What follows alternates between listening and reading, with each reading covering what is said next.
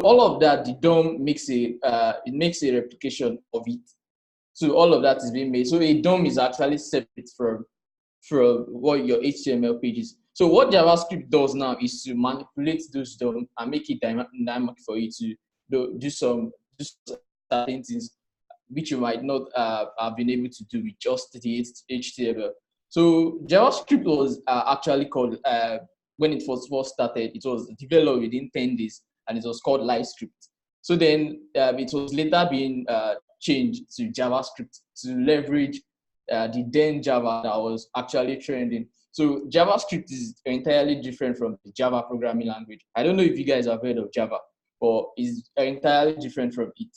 So that being said, I want you guys to open your Chrome browser. Yeah.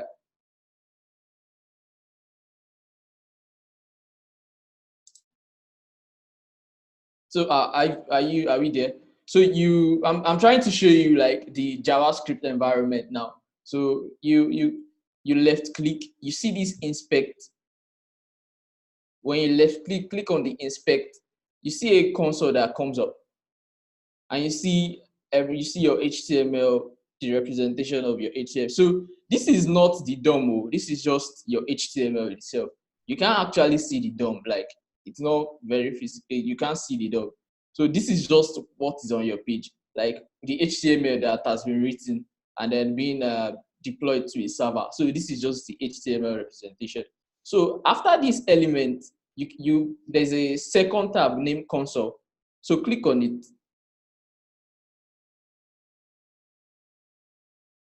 Hello, I don't know. Can you guys hear me at all?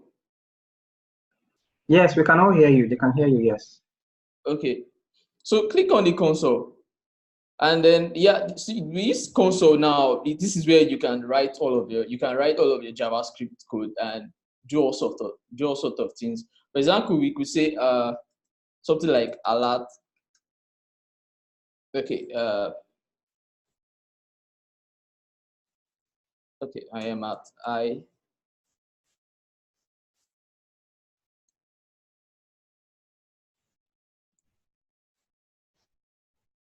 and then you see this pop-up that comes up now. So by that I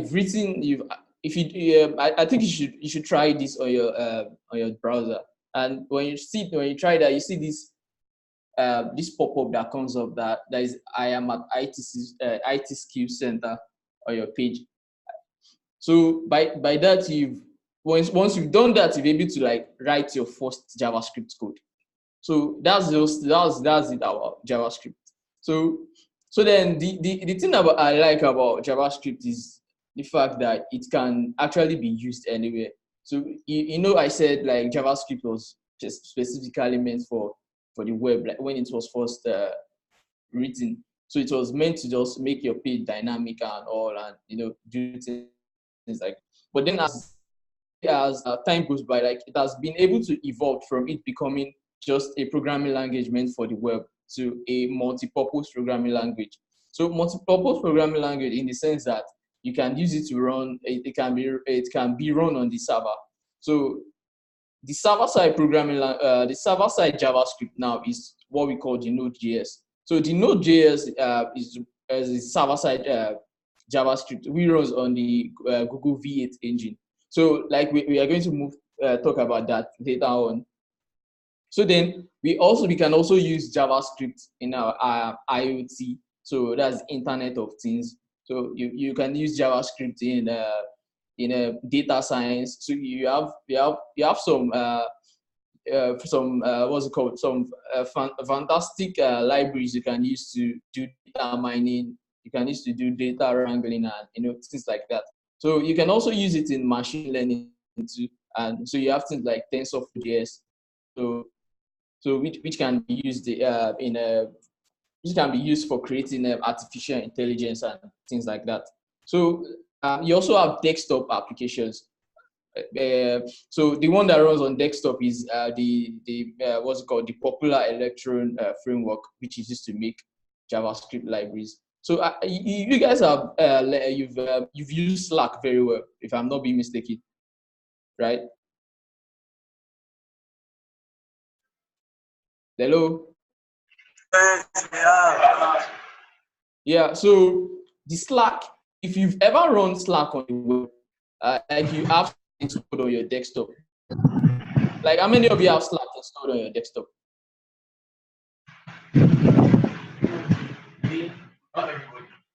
Yeah, so that desktop application was actually written in JavaScript.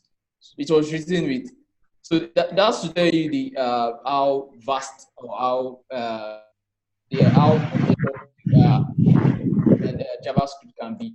So I'm just trying to give you an hint of what you can actually do with it. So it has gone beyond just you manipulating DOM and making your page look interactive rather, and making your page dynamic and what have you. So like it is actually a language. A multi-purpose language. Yeah, so like JavaScript is actually my favorite language, like after Python. So I also do like a couple of reasons why I like JavaScript. So after that, yeah. So how many of you have run this code on your and it did work fine?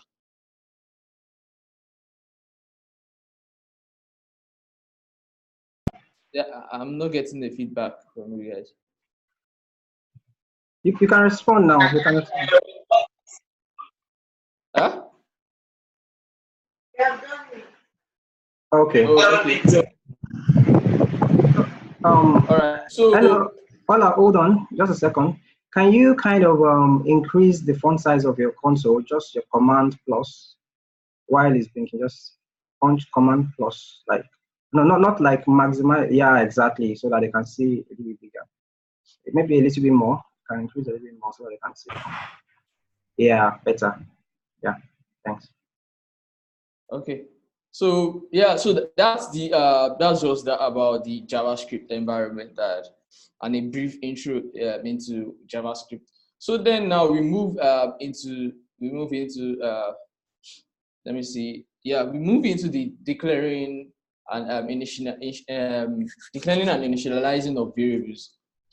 So then how do you what are variables exactly? So let's start by that. So when you hear of a variable, what comes to you in in I know they are actually variable. When you look at it, variables are used in a lot of it's a common term in things like statistics. If you've done a couple of statistics in school, so you hear variables a lot. Uh, you get, so then now coming to programming. So you hear of a variable, like you think of a variable as a container or as a box for where you can actually keep something. You get, or you keep a value. Let me put it in that way. Like, okay, I want to keep this value here. So which can you can then you reuse later. I don't know if you understand what I'm trying to say. So let's start. Open your console and then type var, my first variable.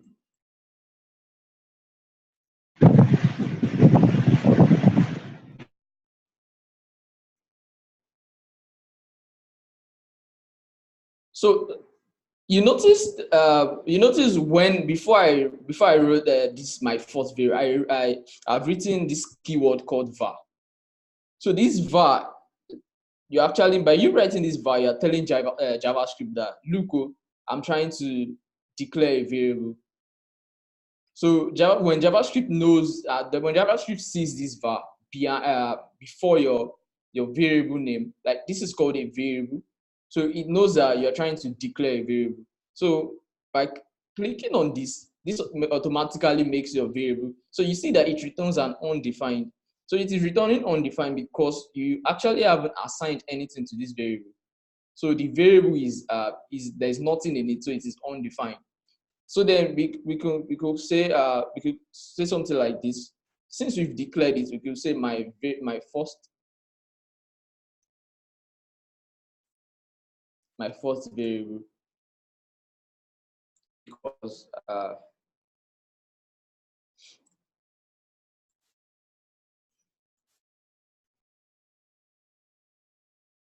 JavaScript.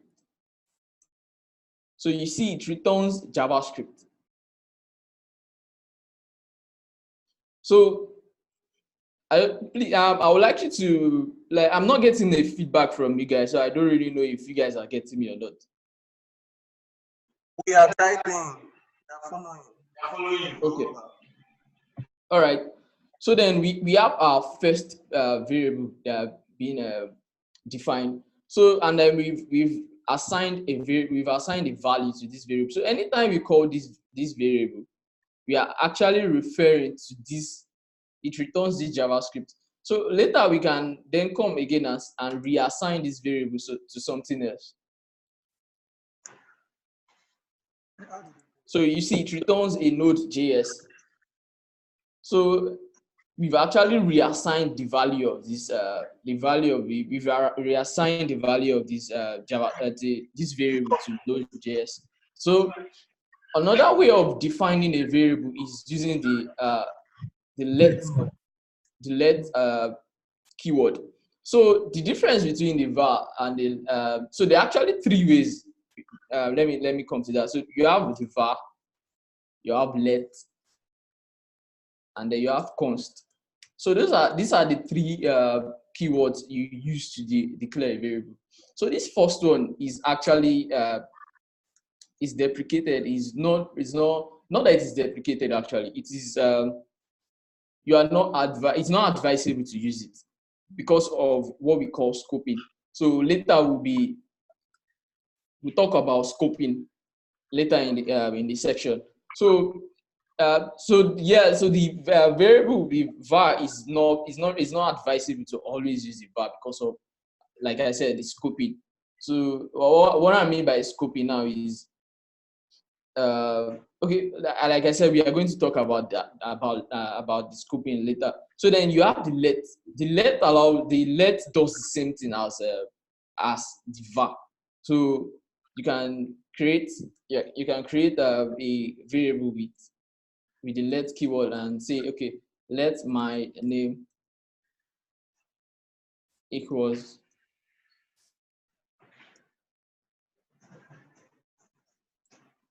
so you have when you call my name, it returns Olalikon. You get, so you can also still reassign this my name.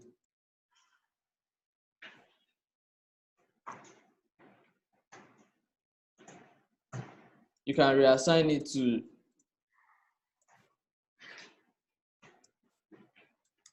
so my name, you've reassigned my name to Oluwatobi. Do you understand? Oh, sorry. Why did Okay. let name equals Olalikon return undefined? I didn't get your question. I didn't hear you very well. I didn't hear you. My name. Let my name Yes. Olalikon return undefined. Why did what? Why did let my name equals Olalekon? Why did it return undefined? No, you know this. Okay, the way the console works is we are working on the Google Chrome console. So normally when you hit enter like that, when you declare a variable and then you hit enter, before this is being what's it called? Before this your variable is being compiled and Instantiated, like yes. that. Yes. So it kind of runs. It kind of go through it and see, okay, this guy hasn't been assigned anything yet. It assumes that it hasn't been assigned anything yet. And then when you click on the enter, it's showing that it is undefined, whereas it is not. So now that we called the variable here, we can actually see the keyword. So okay, I would like to open another browser here. So okay, let me open Repel. So look, what I'm trying to open this is like it seems kind of confusing. So I wouldn't want anything that will confuse you guys. So let's open Repel.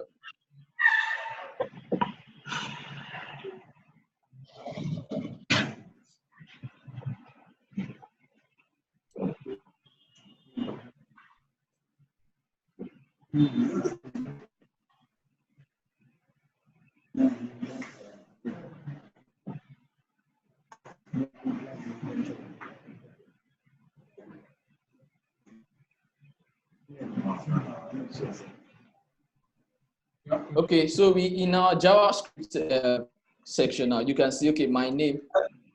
I said,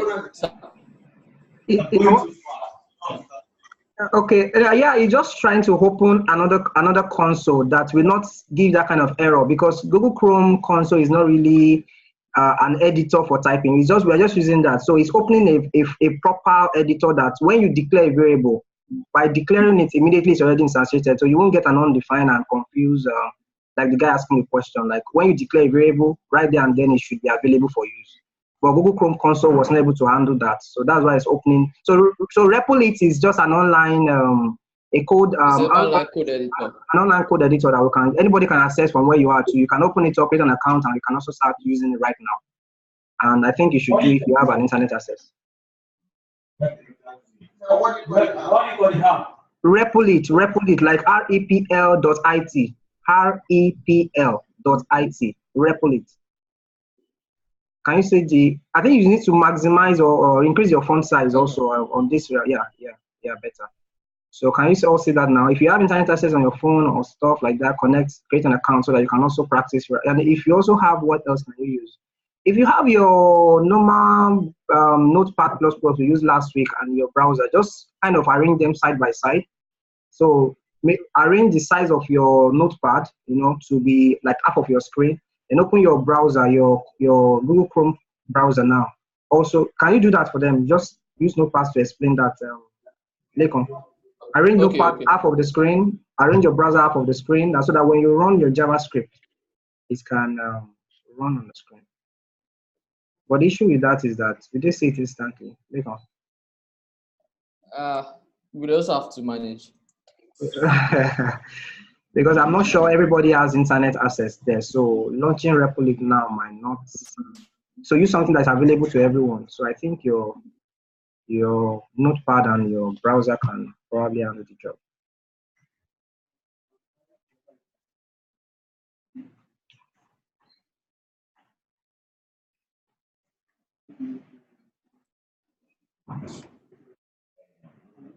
Okay.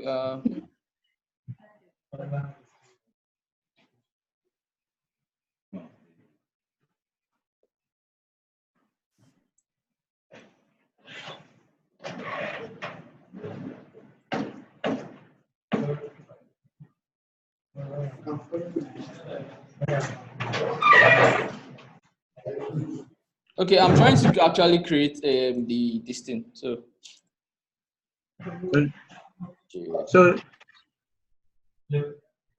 while it's doing that, let me show you what I was trying to say to you.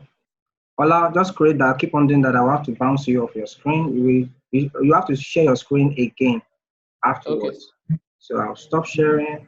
So what I was saying you guys should do is this. Try to arrange your browser like this, right? Like half of the screen. Just put it somewhere. Open your Google Chrome. Arrange it like this, right? And then I guess you should have your Visual Studio Code or Notepad++ or whatever editor you have on your system. Just open that also. And then open it on one side of your screen. So probably I always prefer the editor to be on the left and then the preview screen to be on the right, so that you can write your code and you can see the results instantly. So you can arrange it like this. You get that? So when you type your script,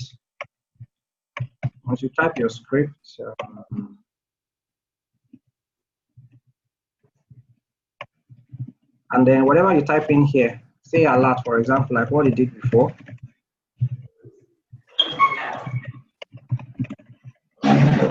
So you type your script and then you save it. So do that. You can save it in the same folder as where you saved your work the last time, maybe on your desktop or somewhere. I'm going to save mine inside on my desktop generally. So I'll just call it lesson 2.js. Save it as one. I should save it as one. What's the format, right? Yeah, you can use .js, you can use .html, right? So if you use .html, then what it means is that you have to use a script tag. So your script tag will have to wrap every JavaScript code that you write. But if you name it .js, then you don't need the script tag, but I prefer you use the .html so that it's familiar, is a continuation of where you stopped last week. So just create a new file, like a new file, blank, and then create your script tag, right? I should start again. Is that what someone is saying? Yes. Okay, so I said, have you been able to open your browser like small half of the screen like this? Have you been able to do that? And then you've opened your editor. Some have Visual Studio Code, some have brackets, some have Atom, some have Notepad++. Whatever you have, open it and make sure it's not completely filling the screen, like everything is, you know, on your screen. Just minimize it, arrange it, reduce it, kind of let it be just half of your screen, so that you can see what you're doing right there and then by hitting your refresh on your browser. That's why I said open your browser on one half of your screen, open your editor, whatever editor you have, half of the screen, right? Everybody is clear on that, right? Ogba, are you clear on that? Yes. Tofumi, have you done that? All right. So Center, I believe everybody's also clear on that. So once you've done that, and I said the first thing you do before you even save, create a script tag, because within that script tag is where you're going to type all the JavaScript code that Olanikon will be showing you, right? So once you've created the script open and close tag, then you can hit your Control S or Command S, whatever laptop you have, Mac or Windows. Then of course you want to save. So when you want to save in the same folder as where you save your last project or your assignment or whatever you can access. So I said I'm going to save my as lesson. Now I have lesson 1 already, so I'm going to do this as lesson 2.html, right? HTML, and then I can type my first, to test that it's working, type your first JavaScript code that it taught you before, which is alert, anything you want to alert. I am working. So once you do that, you can now go to your browser, you can run. If you're using Notepad++ like me, you can just use your run command on at the top of your Notepad++. But if you don't have that, if you're using Visual Studio Code or any other thing, try to know where you save. For example, my code is saved on, I think I should not even save on desktop because that's far away. So usually I have a XAMPP server, but if you don't have that, okay, let me use desktop because that's what everybody has. So on my desktop, just look at the directory, C users Ahmed desktop lesson 2.html at the top of my screen. See where my mouse is. That's the directory. So you can do the same thing here. So let me show you how to reach that. Hold on, it's launching another. I needed this address. So this is the address for me. So it's file colon /, then the C drive, depending on your drive letter on your system, yours can be D, maybe G or F or whatever. So my drive, just look at the directory, you know how to reach the directory to your desktop now, depending on where you saved yours. So if it's your desktop, that means you're going to have to, go down and try to reach your desktop. And if it's not your desktop, maybe it's in your My Documents or whatever, but it's better to put it somewhere you can easily locate the directory. And if you want to locate the directory, you can also still open if you don't know what your directory means, open up your Windows Explorer, right? Right at the top of your screen, just click on it and then you will see the same full path to your desktop or to your downloads or wherever you saved. If it's desktop, click on it. It will tell you the full path to it. Do you all understand that now? Are we clear? Yeah, but are we clear? Yeah, but are we clear? Okay, good. Yeah, Ogba, are we clear?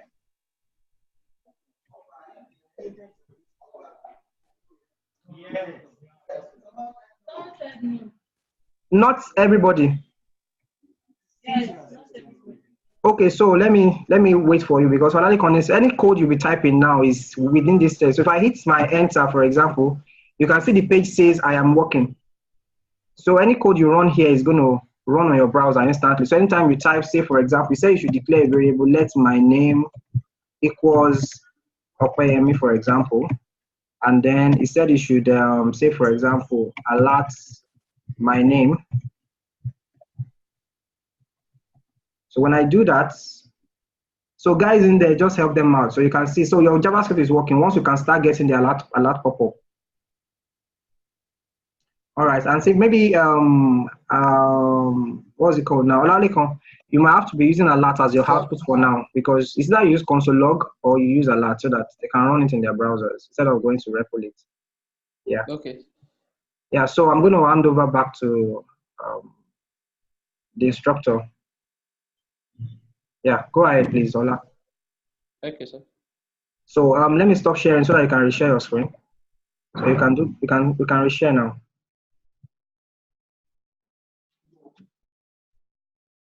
All right. So can you see my screen, guys? Hello. Can you see your last screen?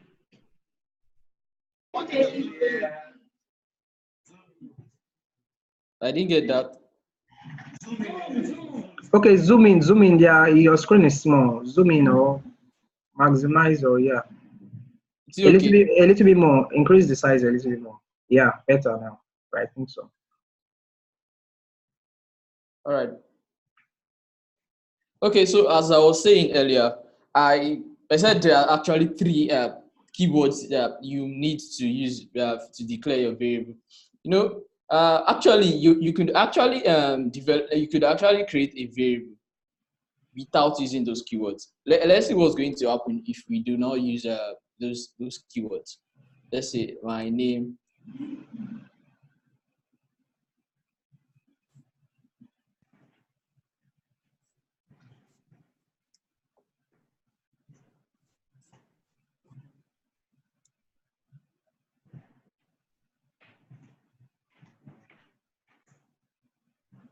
You see, it works actually.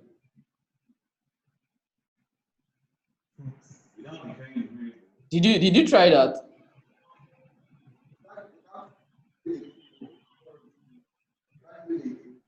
Huh? Hello guys, did you try that? Did we work on your end?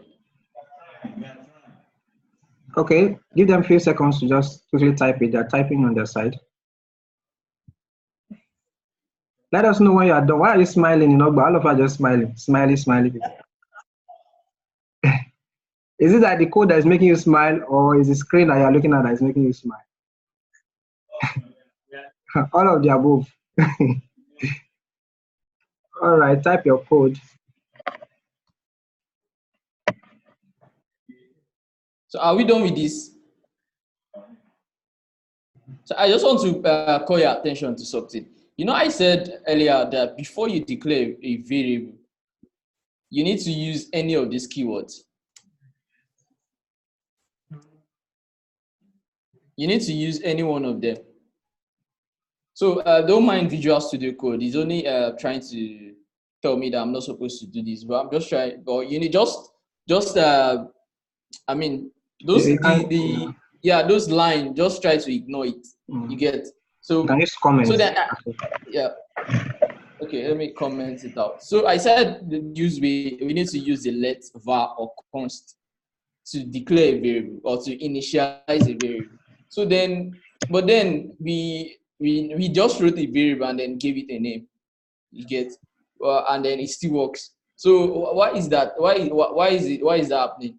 So the thing is, in programming or in programming actually, there are some languages which are dynamically typed and some are strictly typed. So your example of strictly typed JavaScript now is what's it called? You have C#, you have what's it called, Java. So those kind of languages are strictly, or let's say strongly typed. So some strongly typed in the sense that you can't just declare a variable and then give it any type. So this type now, this one is called a string. You get, so this variable is actually containing a string. It's carrying a string as its value. So in a strongly typed programming language, you won't be able to do this. You have to say, okay, my name is this, and it has to be a string. Like you have to tell the language, you have to have to notify the language that, okay, but this variable I want to keep the value I'm going to keep here is going to be a string. In JavaScript or Python, so the compiler just assumes that, okay, this guy is a string, or this guy is a number, or this guy is a float. You get, so that is in languages like JavaScript or Python. So languages like that are called dynamic typed language. So in future, like if you keep writing our variables like this, it could become a problem for us. So yeah. Are you guys saying something in Ogba?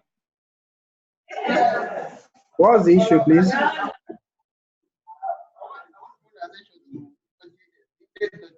They are confused. They are saving their file as .gs instead of .html. Which one should we use? Is it XML or .gs? So, I think what you've done is you imported the .gs file. Okay, you're confused because they are saving theirs as .js, right? And it does not run on the browser. So they are confused as well. Okay. Ola, is there a way you can switch to, instead of using index.js and index.html and linking it, can you switch to just index.html Okay, and write your why don't script? you just learn how to link it? Okay, maybe just learn how to link the two files. Yeah. So you can go ahead and explain to them. Okay, so when you want to, normally when you want to write your JavaScript, program, you write it inside of the script tag, right? So are you guys following? Yeah. Yeah, so normally when you want to write your JavaScript, you write it inside of the script tag. But then the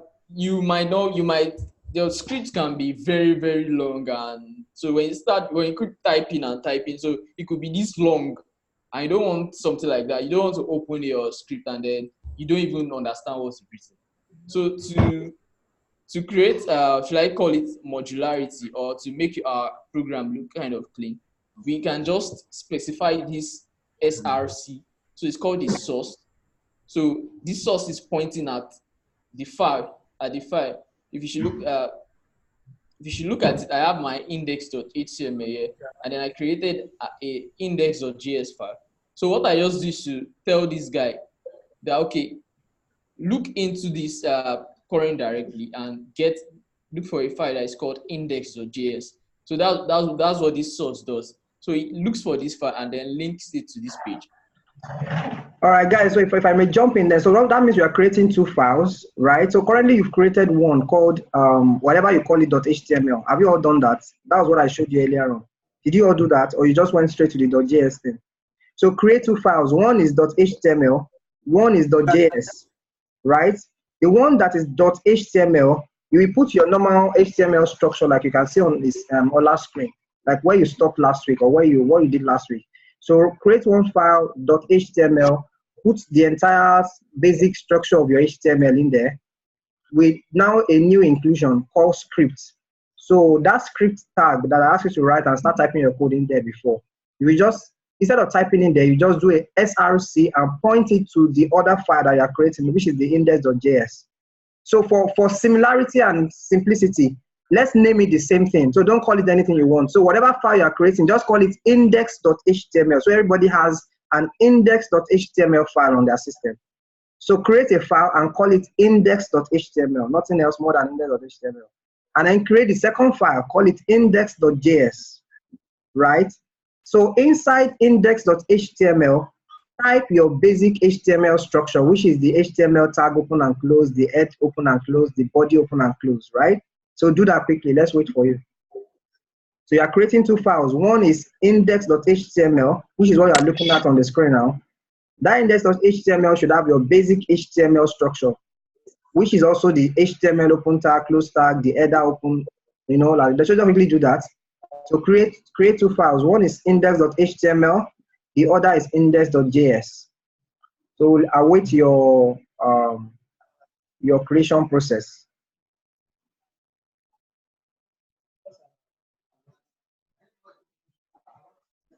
I just want to let you guys know, this script tag, we can also put it in the head instead of the body, and it still works fine.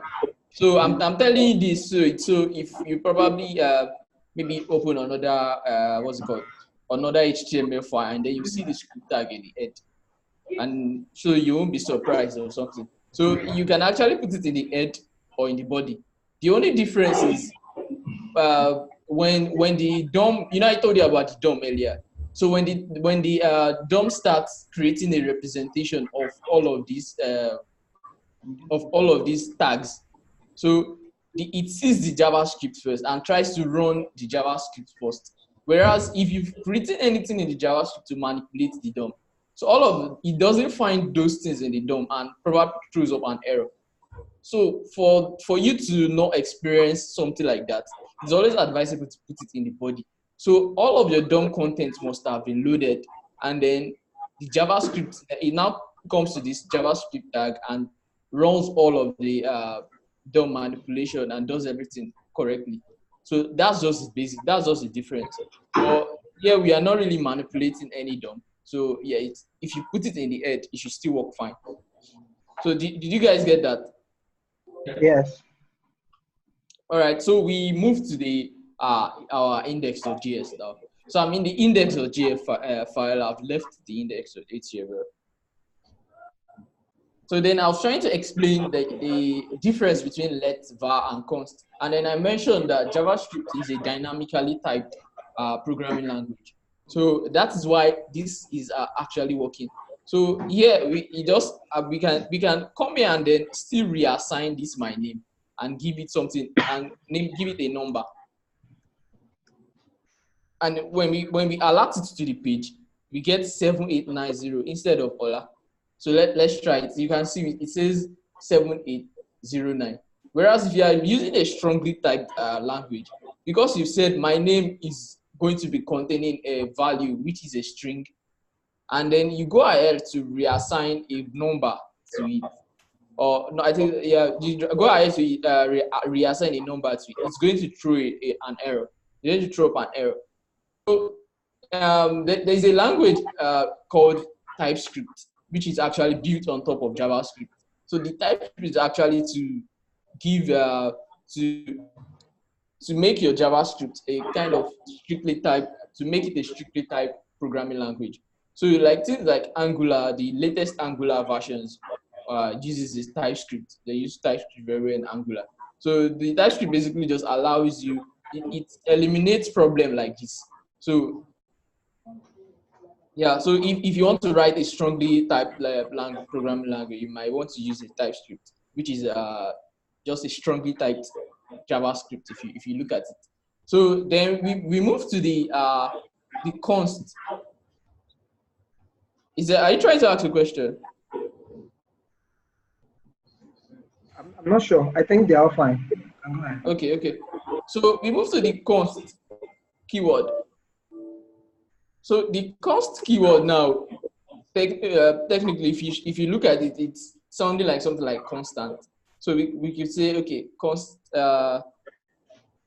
my country.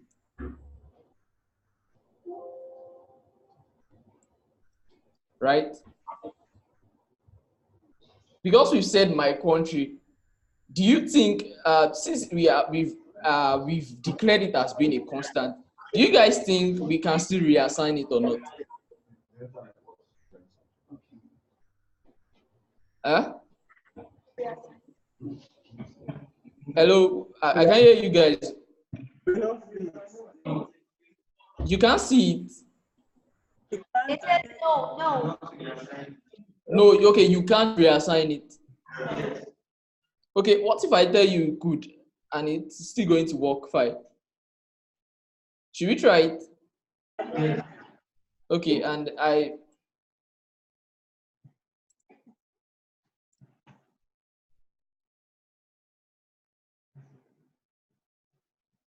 looks like it didn't work. Okay, let's. Okay, now I'm trying to debug my code because I'm expecting something to come up and it's not coming up.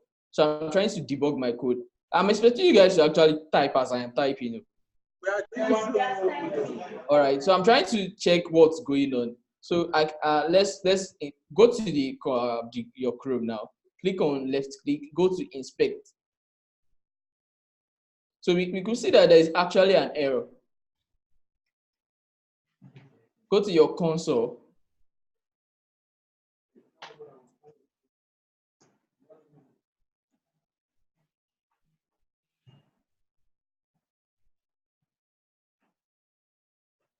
Are we there?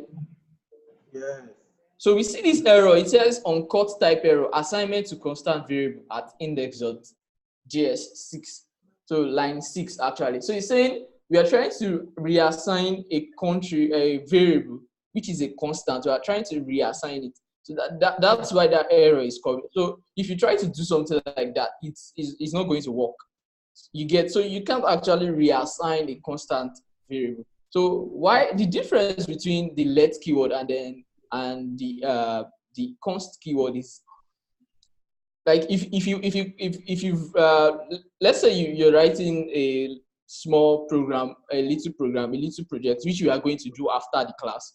So and then you have there's a very high possibility that you have some variables which you are going to like reassign to one another, and then you have some that you are not going to reassign. You are not going to reassign them. So those ones that you are not actually going to reassign, you use the const keyword for them, and those ones that you probably reassigned in the code, you use the let keyword for them. So technically, when you're writing programs these days, you only use the let keyword and then the const keyword.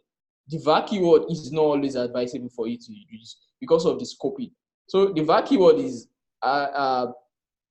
globally scoped, like by default is globally scoped. Later I'll talk about scoping later in the class. So then I'm just trying to tell you the difference between these two. But then okay, this my country keyword, because it is a constant. If we define something like an array, so array is a data type in JavaScript, which you can use to hold like similar data values and things like that. So we're actually having a string here. We're having a string of 1, 2, 3, and then I do something like array.push. So now I'm trying to push something into the array.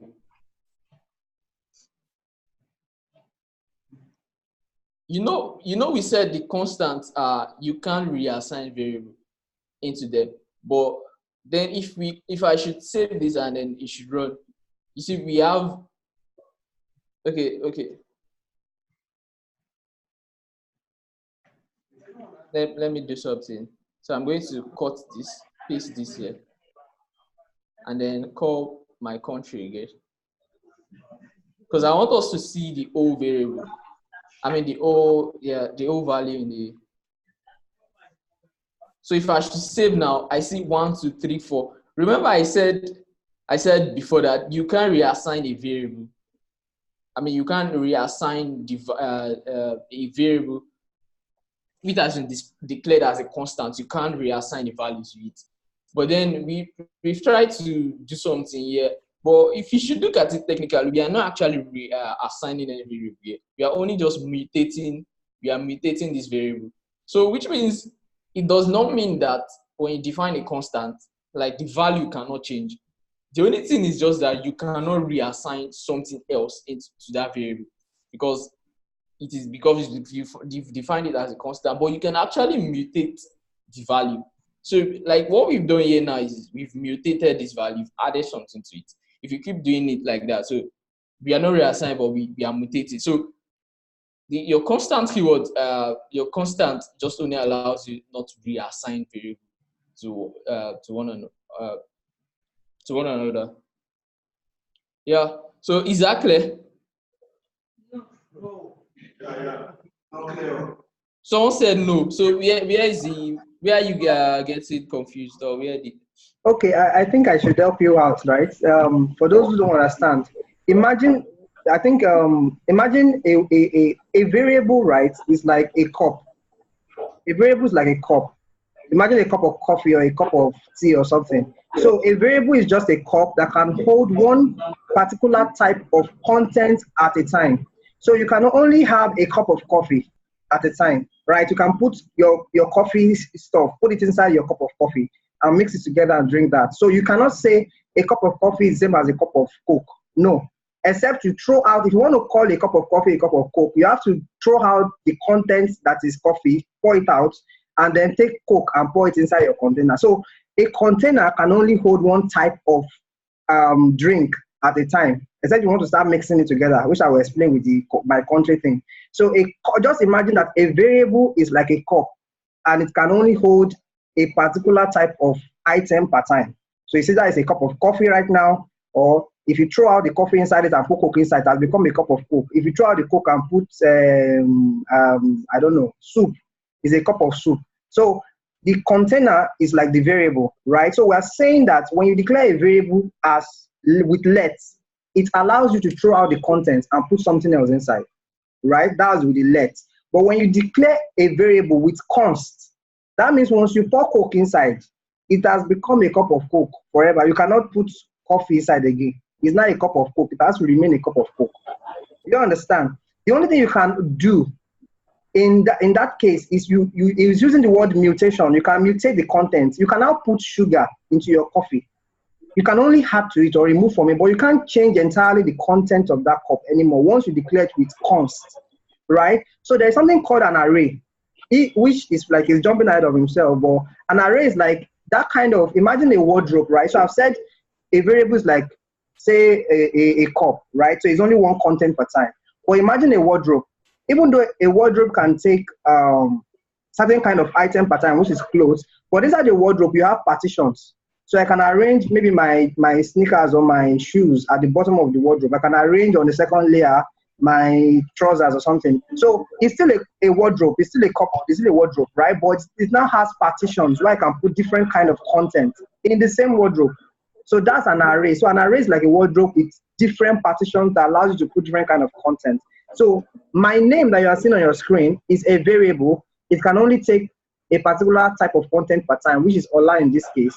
But my country is an array, and it has partitions that can take 1, 2, or 3. So it's like a wardrobe that can take different values at a time. You get? That's an array. So it's now saying that once you have an array that you declare with const, even though we have said earlier on that you cannot really change the content of a constant variable, you can add to the variable or to the values in that variable. Like you can, maybe you can, in your wardrobe now, if you have 3 partitions before, you can tell your carpenter to come and add 1 more partition for you and reduce the size of the other ones. That's it. So that's what it's saying. So this is my country. The value currently is an array, and you can now push. So when it's using .push4, it's actually kind of adding another value into the array, and it can be added. You can push an additional one. You can push additional one. You can push. So push is a function in JavaScript that allows you to add content to an array, which is like jumping way ahead. So that's why you guys are confused. But don't worry, you get there. You will see functions and all of that. But just in your head right now, what we're trying to break down to you is that the difference between a variable and a constant is that a variable, the content can always change. A const, the content cannot change, but you can manipulate the content. You can add sugar to it, you can remove from it. I think that's it in a nutshell. Is it clear now? All right, so Lekon, please continue. Okay. So yeah, so that's that about variables. So then we move to the next one, which are the data types. So data types actually you can tell them how to comment out like that so that they will not delete their own too. Okay, so yeah, what I've done here is a comment. So I've commented out my code. So if you are using a Windows, it's Control/. So this is a comment. So when you run your code, it ignores this. It doesn't do anything to it. So that's if you're on VS Code anyway. That command was VS Code only, not Notepad++. All right, go ahead. Okay. So then, yeah. So we are moving to data types now. So your data, when you hear of data types in programming, so data types are basically how do I put it? They are basically the different types of way of letting your computer or letting the computer know the type of data you're actually dealing with. So it's going to know how to compile them. So you get, I don't know if you understand what I'm trying. So what I'm trying to say now is use data type to tell your computer that, yeah, this data, I want you to do it in, I want this data, this is actually how it is. And when the computer sees how that data is, it then tries to compile it based on what you said it is. So in JavaScript, we have different types of data types, and we have actually been using some of them. So one of them is this Ola guy. So Ola here is called a string. So okay, let me write them out. Number one, you have a string. You have a number. You have something you call a float.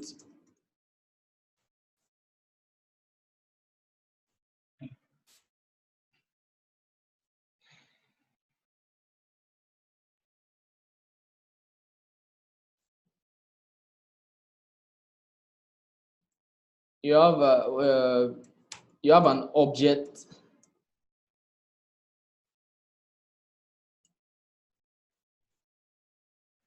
You have a function.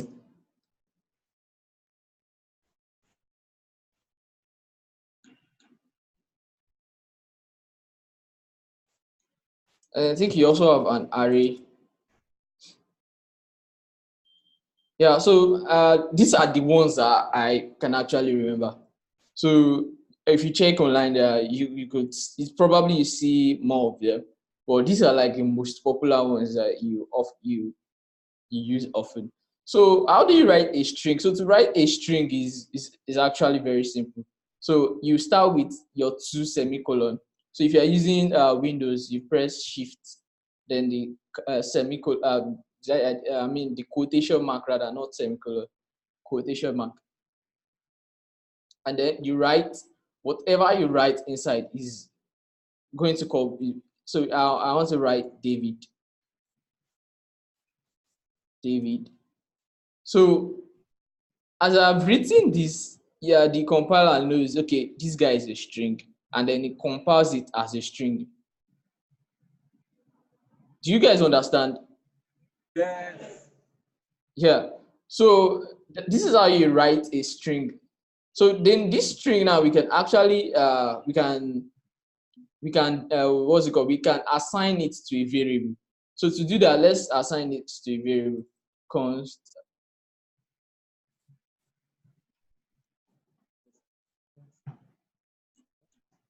So we've assigned the string David to a constant called facilitator. So we can view, let's use console.log this time instead of alert facilitator. So when you run your code inside of your VS, inside of this thing, you should see David in the console. Can you guys see that? Can you try Yeah. that? Not just see, but try it.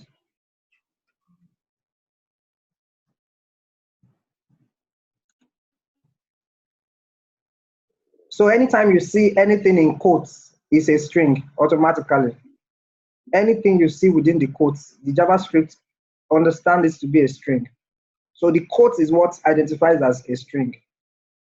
It can be a single quote, it can be a double quote. Yeah, so do we get that? All right, so that's that about string. So let's move to the number. Yeah, we declare a number. A number is actually a number. So 2 is a number, 3 is a number, 4 is a number, 5 is a number. So that's just how when your JavaScript sees it, it knows that, oh, this guy is a number. You guys get, so when we do console.log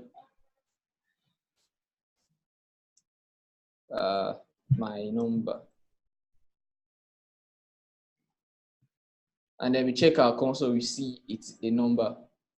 So then one thing I want you guys to know is when you have 5 and 5 like this, they're actually different. So what do you guys think is the difference?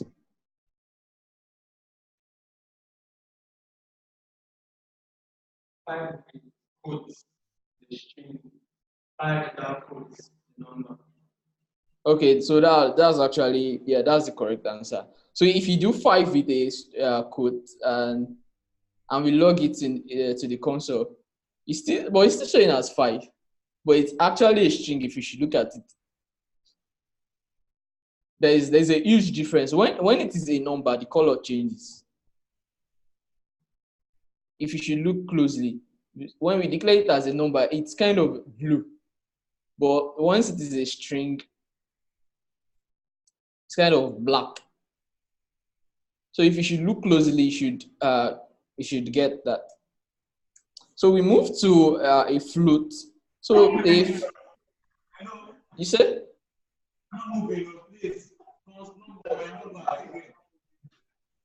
I didn't hear you.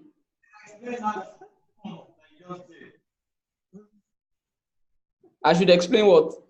The number you just did, right? Yes. So it's just declaring a variable called my number. That's anything that you type in front of const or let. It can be anything. It's just any word. Any word you put in front of it is acceptable. So that const is what makes what you just type in front of it a variable. Then it's currently explaining to you integers, right? And integers are any number between 0. It can be minus, but it has to be a whole number, right? So it can be 0 to whatever number, 1 billion, or in the negative. You get, so it can be negative or positive, but they are all whole numbers. So it can't be a dot. It can be 5 point. It cannot be 5 point something or 5. So that's what it's correctly explaining, right? So what's the question again? You should explain how it did that, or so do you understand now, Ogba? All right, you can go ahead, Lekon. I think someone is trying to ask a question. Okay, so let's move to a float. So like you said earlier, the difference between the number and the float is a number has to be a whole number, like it has to be an integer, like something like this.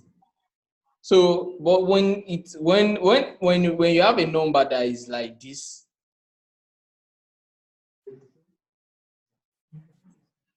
when you have a number that is like this, 5 point whatever, sorry. We have a number that is like this. So this already is no longer a number. It is a float. It's called a float because of the points you have here, because of the decimal. So why is that in those cases? What am I typing in? When you spell the notes, why is this monitor?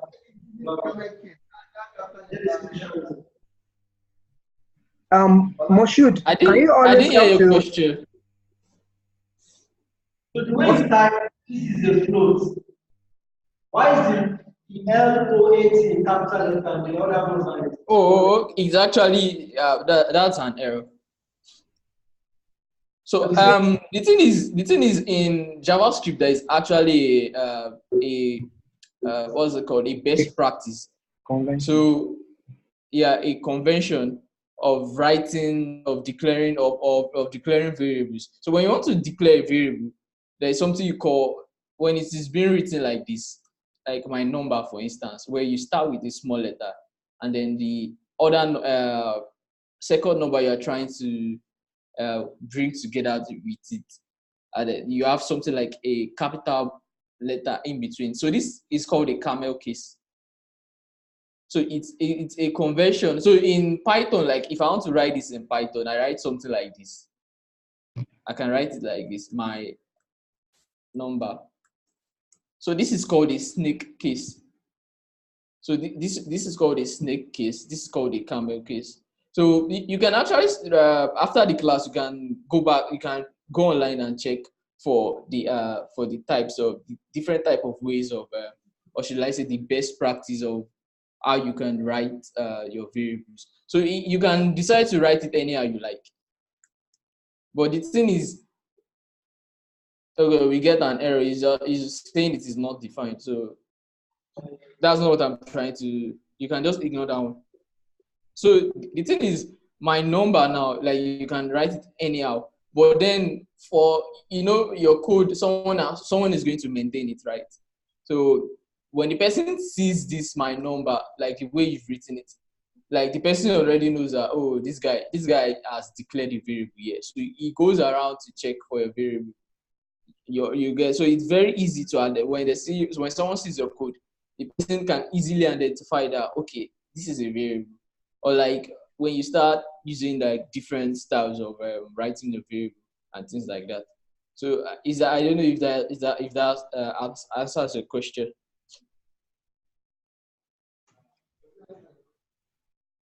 Yes, go ahead, go ahead. All right. So I was talking about the float the other time. So I said when you have a number and then it has a decimal place in it, so it becomes a float automatically. So it's very different from this whole number that we have here. So when you do console.log float, my float, okay, this is a float.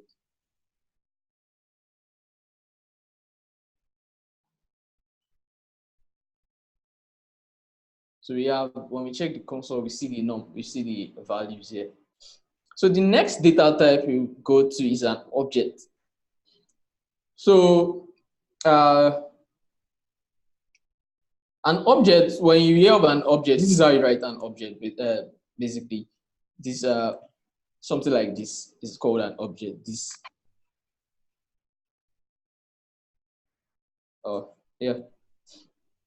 guy is called an object. So an object basically allows you to write it's a data type that kinds of brings together like similar types of data. What I mean by similar type of data now is you could have a data that has I'm trying to check for something. All right. So you could have a kind of data that has that contains. Okay, let's say I have my name. Okay, let's declare a person. You get. So now this person, the data type is an object. So this person will always have a name, right? So the person's name is Olaliko. It must have an age. So the age is, you get. So let's say country.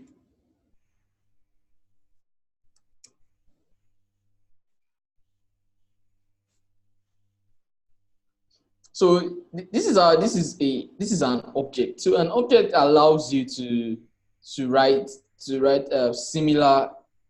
It encapsulates similar, should I say, properties of a particular variable, of a particular data or a variable. So here in this object, there are two different there are things that we need to take cognizance of. So this name here, which is on the left hand side, is called a property. So when you over on this name, you see something like property. If you are using Visual Studio Code, if you are not using Visual Studio Code, I don't think any other text editor, maybe Sublime, you could see something like this is Sublime. But this on the left hand side is called a property, and then this on the right hand side is called a value. Do we get that? So this person has a name property, and person has an age property with a value of 90. It has a country property with a value of Nigeria. So then you actually the object as it is actually a topic on a very big topic on its own in JavaScript. So when you hear of something like object, there's something called a class. So all of those things they are kind of a big topic on its own in JavaScript, which if we are going to treat it, actually, it's going to take like a special class on its own for it. So just to have an intuition of what's going on. So this is basically what an object is. Like an object is basically something that has it has a property and then a value. So did you guys get me? Yeah. Yeah, so to get this value of this person, let's log it. Let's see what's going to happen in the console. So you can, if you go to your console now, you see something like this. That's age, that's country, that's name. You get. So we could access each. There may be certain times that we just want a particular property of this object. We don't want to see everything. So we could come here and say person dot name. So person dot name will only return, is going to just log just the name for us to the console, which you can see here. We could say, okay, person dot age. So we see just 90. We could say person dot country.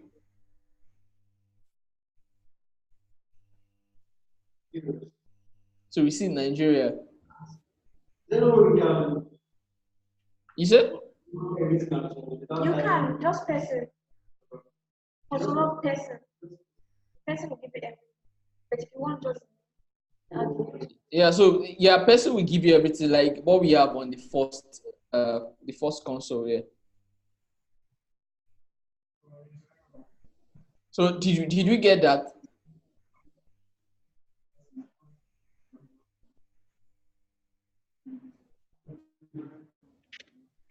yeah, they're put over here. So can I move on to the next? Can I move to the next thing? Yeah, you can. We are going on a short break in like 2 minutes. Later.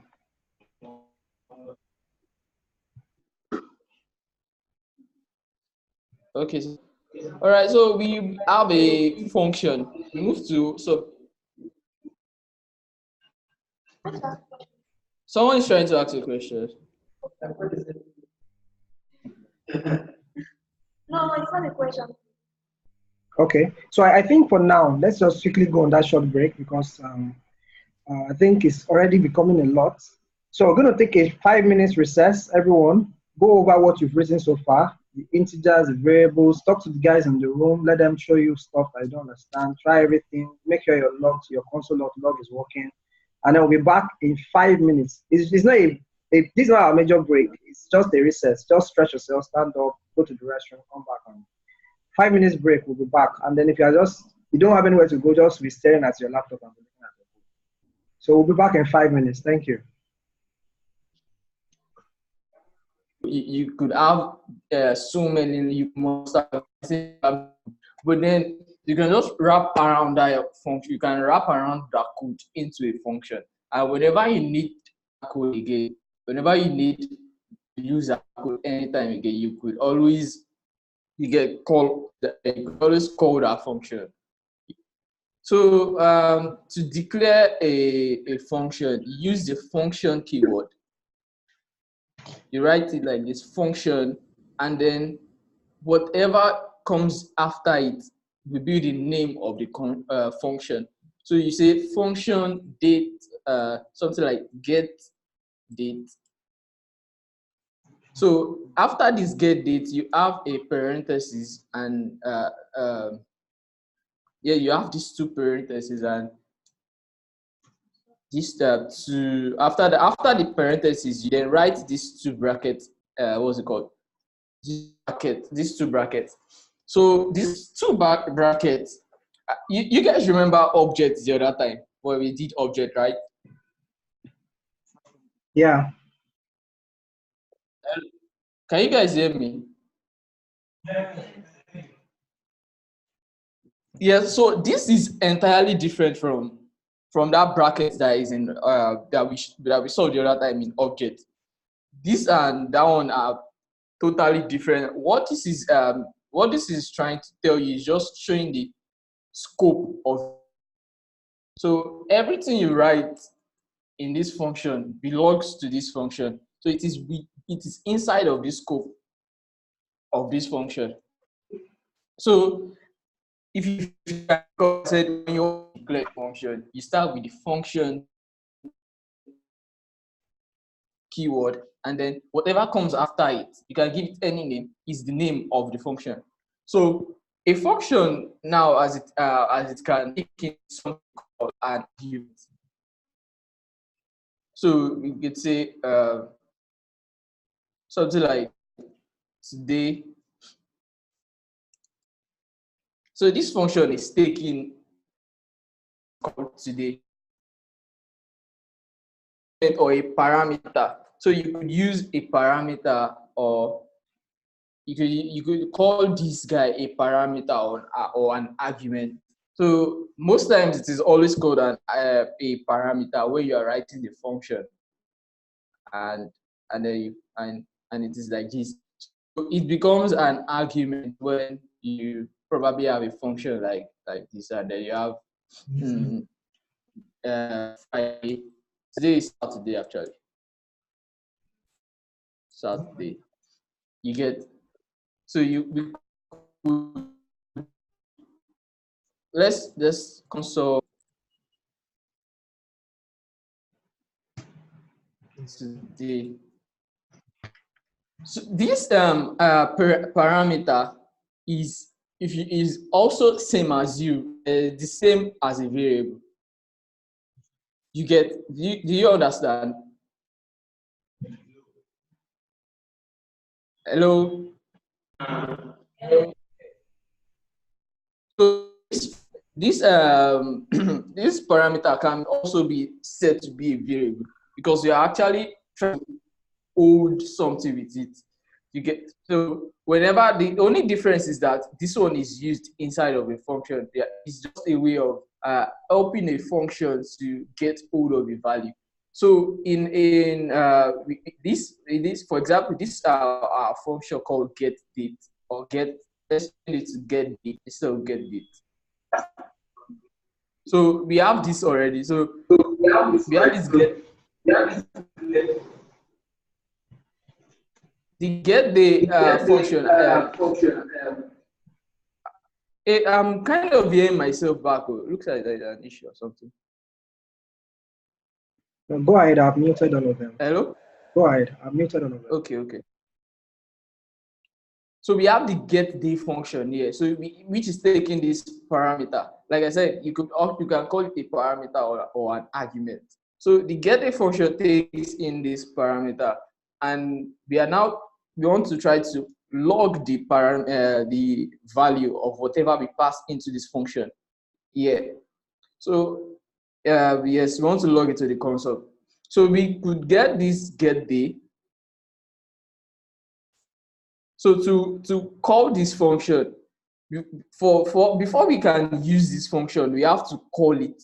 So you calling a function is a way of you invoking the function. Is a way of you allowing you use the function. So to use the function, you write the name of the function, get day, and then we call it. Do you get? And remember, the get day is taking a parameter. So we pass in the Saturday into it. And when we run it and we check the console, we should see Saturday there. Let me comment out all these guys that we are not using again.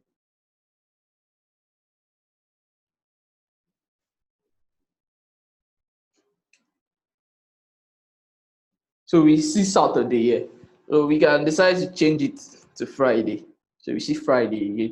So it's not every time actually that our function needs to always take in a parameter. So let's declare another function that is not taking any parameter. Let's say get time. Yeah, so we could ask it to console.log. Is a in JavaScript there is a built-in time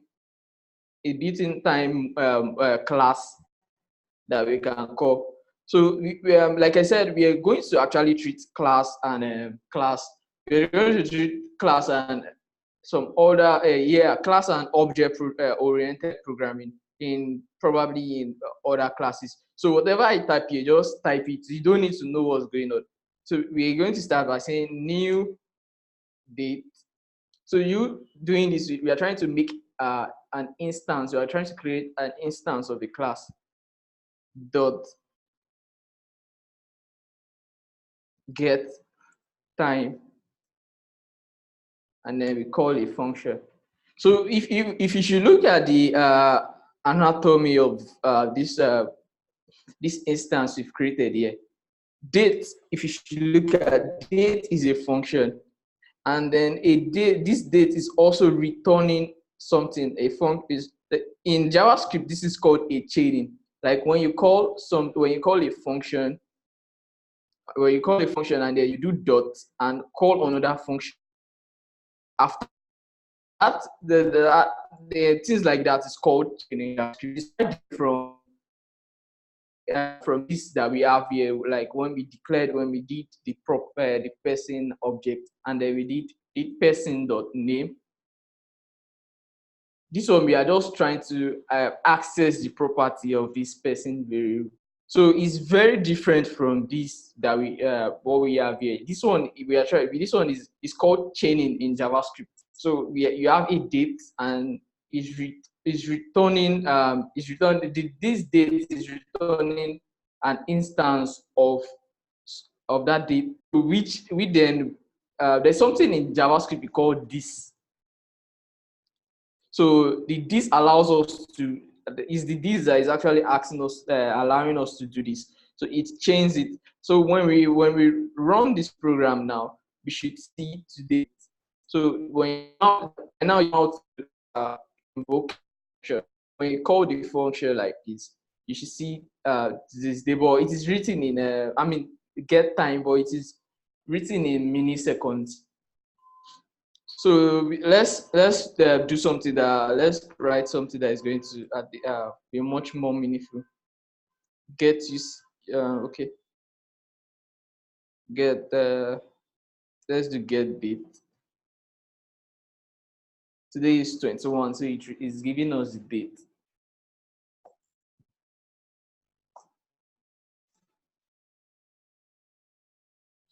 So do you guys have any questions so far? Of course, plenty questions. So let me unmute them. They have plenty questions, I'm very sure. Because yeah. So before you ask your question, let me just kind of break it down. But then we are not actually done with the function. Yeah. Just hold on. Let me break down. Sorry, sir. Okay. We are not done with the function. After when it's done, I answer your questions pertaining to these two functions we've written, then we'll move forward. Function is actually deeper than what we are doing here. So, sir, you can continue, sir. Okay, so I know a lot of them have questions because some things are looking strange and some things are looking similar. Let me break it down something you can understand. So, like you said before, a function is simply is a piece of code that you can reuse over and over and over again in your code. That's one. Then two, a function is that piece of code that you can send something to. Like it's like a dummy that is waiting for you to you can trigger it, like you can tell it wake up and then it wakes up. You can tell it do something and it can do something. So in fact, that's the word, do something. So a function is that piece of code that you tell to do something for you and it will do it for you. So anytime you want to write your code and you need to do something, then you think about a function. So what he has on the screen now, how do you declare a function? He said a function is declared by starting with the word function. So you write the keyword function, and then anything that follows it is the name of that function that you will use to call it when you need to call it later. That's what you need to understand. So on line 43 that you're seeing on your screen, he has the word function or the keyword function, followed by the name of the function called getDay. And then in that bracket is the argument or the parameter, which is like a dummy expecting to receive something when you need to call that function. You know, it's just like saying, I don't have a very practical example now, but let me just continue. So that getDay is the name of the function. The function itself is the keyword, and then that today is an argument or a parameter, like a dummy expecting to receive a value later on when you call that function. So when you do console.log, you're already used to that. Console.log is just that guy that writes to your console to output a value. So by the time you call, that code is no longer there now, but before now, it had something like get day, and then it passed Saturday to that function. So it's like it's triggering or calling that function get day and sending the value Saturday to that function and saying, oh, guy, get day function, take Friday or take Saturday and do whatever you need to do with it. And then the function get day receives this Friday as the string, and then it sees in his body of his function, what it's supposed to do is just console.log whatever the today value is. And that's why you are saying today or Friday rather in your console, right? Then that's that about that. Then the second one example he made there on line 48, he says get date. That one is an empty bracket. I'm mute you guys now, I'm getting a feedback. So the second example on line 48 says get date. That one is an empty bracket, meaning that there is no argument, there is nothing it's expecting. It's just going to do something, but it's not going to expect anything from anybody. So, and it's in that case, it's trying to now say console.log in bracket new date.get date. What I think might confuse you at first is that there's a difference between the get date, the name of the function on line 48, and the other get date on line 49. They are not the same thing. So the get date on line 48 is the name of the function so that you can call it when you need to call it. While the one on line 49 is a class, which we will explain later. So JavaScript has inbuilt classes that allows you to just do some. So they've written their own functions. Like we are writing our own function called get day, get date, and all of that. But they already have inbuilt function that they've written long time ago that can do a lot of things that they think programmers will need in the future. So one of them is date as a class. On line 49, written as DAT, capital letter D, is a class. And it has a lot of functions inbuilt inside of it. So one of those functions is called getDate, which looks similar because it's writing the same way. That's why I want to clarify that. So it's looking similar to the name of the function on line 48. They are not the same. So by the time you do new date.getDate, you are calling their own inbuilt class and you are saying, give me get dates. They are calling their own function in their own class, which is inbuilt, right? So it's going to return to you the date of today. Do you understand that now? Let me unmute so I can get a feedback. So do you understand that? So functions are just that reusable piece of code that you can reuse anywhere in your code, and then some can expect some value from the guy calling them. Some might not expect any value from the guys calling them. How do you call them? You call them with their names. So when you declare a function get date, when you want to call it later on, you call it with the name get date. And then that's it. So I think you can ask your questions now, and then it will answer you. If there are still questions, ask please. Leki, Ogba, Yaba. Yaba, any question? Yaba, is there any question? There's questions. Okay, so go ahead and. I don't understand. Okay, you don't still understand, right? Yes, I don't understand. Okay. Don't worry, you will understand. You understand, definitely you understand. Ogba, any other question? Any specific question, rather? The first time, don't worry, the thing is that it took me almost 2 years to understand functions. Why? Not because it's hard, but because the teacher that taught me when I was learning it did not explain it very well. So function is something that is very kind of tricky, but it's actually the simplest thing, and it's probably the guide that you'll be using almost all the time. So be patient with yourself that the first time you are hearing about functions, you don't understand it. It's not strange, it's not abnormal, it's normal, it's totally normal. So, but I can assure you that you will understand it and you will know it. So that's it. So in the meantime, while you don't understand it, just keep on listening, and then I guess you will understand it before the end of the course, or even before the end of today. Maybe in the second half of the program, I will explain again, or maybe we use more examples to explain to you how you understand. So go ahead and Lekon, go ahead, please. Some people are really tired. See their faces. All right, guys. So, if you should look closely, it looks like I've actually tried to modify the function. So I didn't at first I didn't know the function where the names were quite similar. And then one quick thing I would like to draw your attention to. So, I did mention that this guy here is an instance of a class. So a class has something that is called a class has this get date now. that's a function called getDate. But since it is a function, I mean, since this is a class, this guy is no longer called a function. It is called a method. So a method and a function are, if you should look there at them closely, they're actually the same thing. The only difference that a method is being attributable to a class. I mean, it's being attributable to a class. While a function is also something that you use to do something, which you use to perform a particular task in your program. So yeah, I don't know if I is that clear enough or I've confused you more. Hello.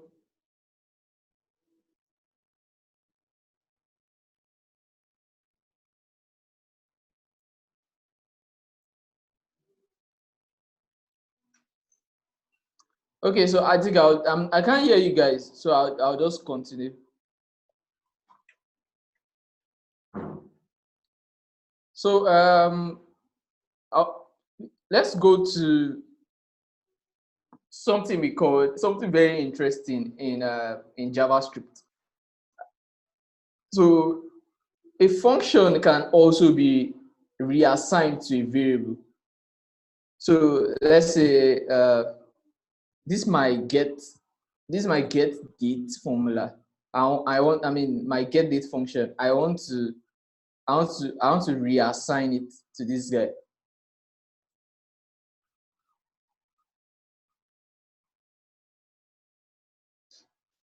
You get, so this year right here, in other programming languages, it is actually impossible to do so. Like actually just declare a variable and then assign a function to it as the value of a variable. So why this is possible is because in JavaScript, there is everything in JavaScript. The hierarchy, if you should look at this very closely, the hierarchy of JavaScript starts from something we call the document. So inside of this document, you have a lot, like this is the origin of all JavaScript functions and properties and methods and things like that. So that's why in JavaScript, where they say everything in JavaScript is an object. So you could come here and say document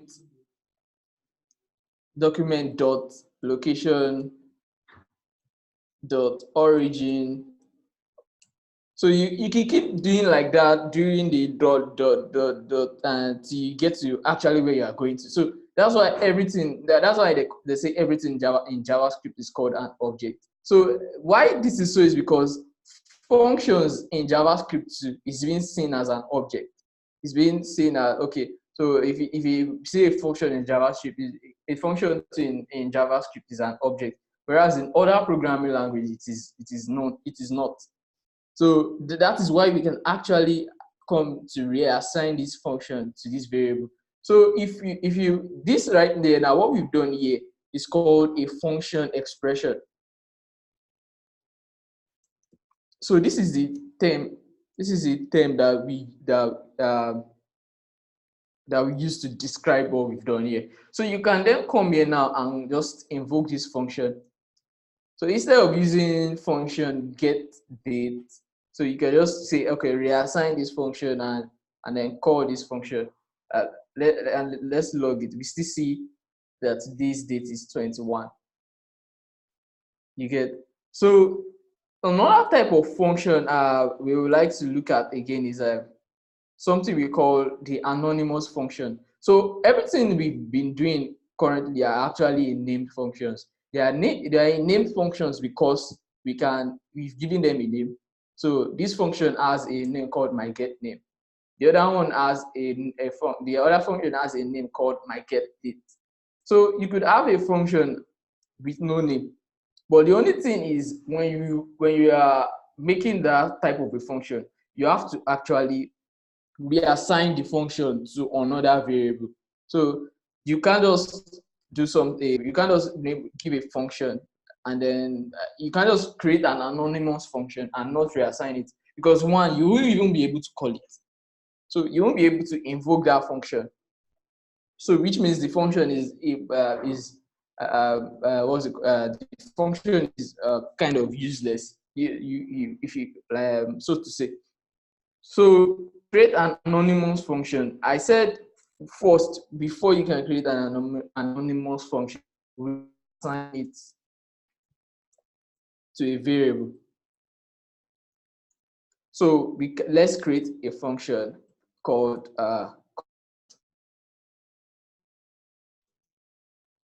anonymous. No, I just anonymous.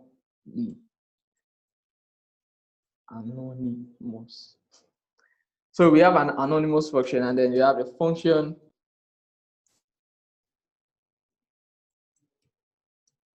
So if you should look at this, the difference between this guy and an anonymous function and this guy here, which is a name function, is we just wrote function and we didn't write a name. You get, we just wrote this function and then we didn't even give it a name. So that is why this function is called an anonymous. So you can log I am anonymous. So if you should check our console, we haven't, you see, before you can use a function, you have to actually call the functions. So when I saved it, I was expecting to see the value here, but I didn't. So which means I can't just call it. I need to pick up this function, then invoke it like this, and then save. So we should see the I am anonymous.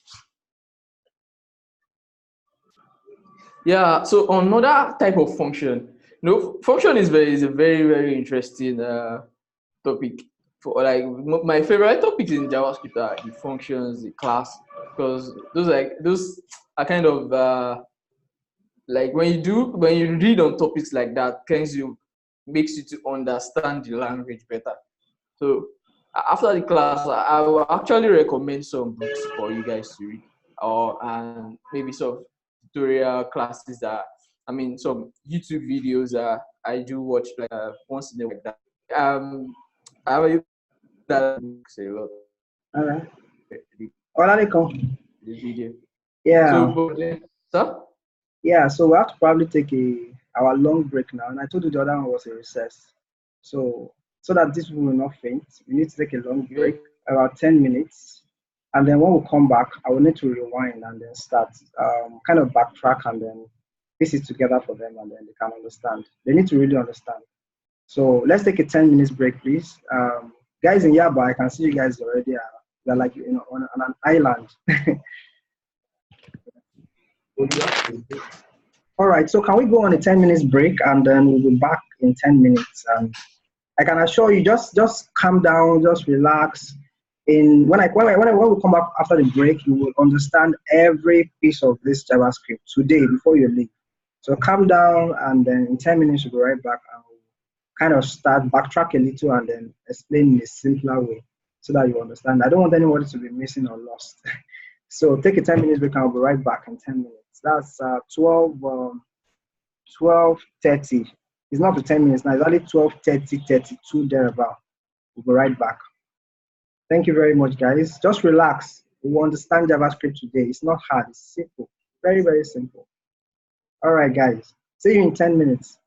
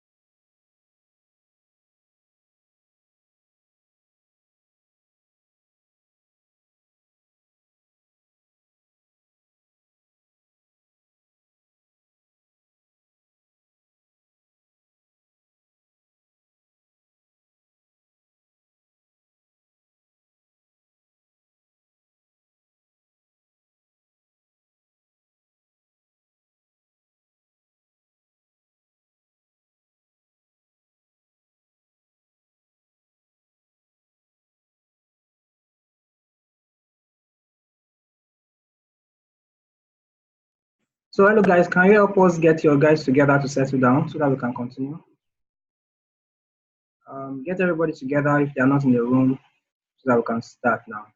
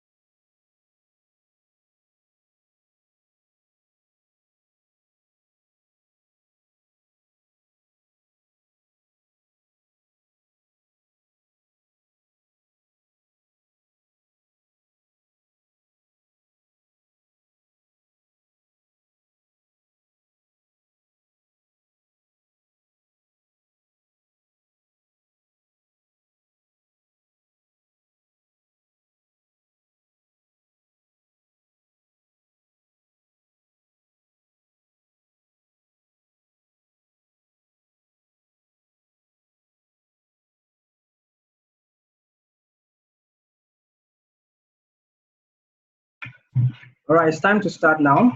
Guys, welcome back from the recess. Like I said before, let me turn on my video so you can see my face and I can see your face. All right, so are you guys ready for me now? Javascript, are you guys ready? Let me unmute you.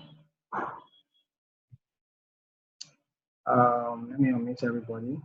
Yeah, Lekki, can you guys hear me? Lekki, can you hear me? Lekki, are you ready? Okay, so Yaba, are you? We can hear you. Okay, great. That's great. Yeah, that's great. So I'll be sharing my screen now, and then I want to do a quick backtrack because, like I said to you guys, what you are here for is to understand this thing, and you have to understand it. So I'm going to have to quickly do a kind of a recap, explain all over again. Is my network breaking? Hello, is my network breaking?